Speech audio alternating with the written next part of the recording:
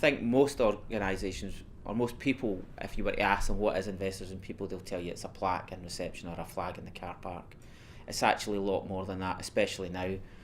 When we go into an organisation now, we talk to the senior team about what are they excited about in their business, what's keeping them awake at night, and then how can they align their people development and their people strategies to make sure that they address the challenges they're facing and maximise the opportunities in front of them.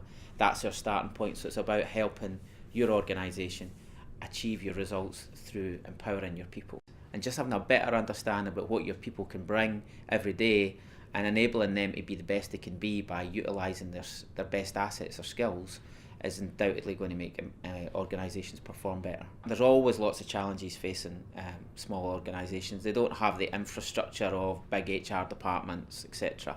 But there's also massive opportunities for them as well. Digital commerce offers huge opportunities for organisations to trade globally in a way that they've never been able to do in the past. So ensuring that their staff have the skills and capabilities to exploit those opportunities is vital.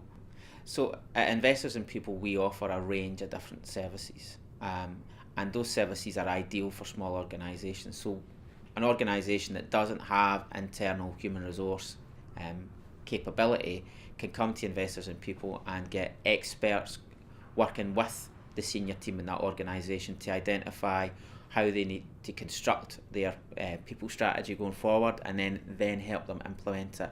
And using the IIP framework as an internationally recognised standard to help them do that will give them a framework to launch from that I don't think very many other services can provide. People need to understand what their role is for. They have to understand the purpose of what they're doing in their day-to-day job.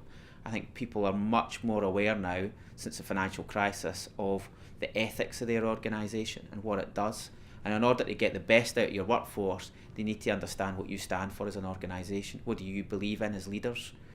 So I think people who seek to predict the future are generally wrong.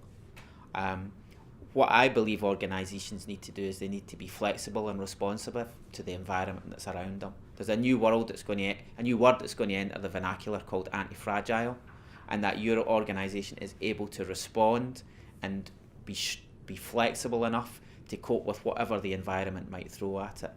At Investors and People, we're really excited and looking forward to the event on the 19th of March.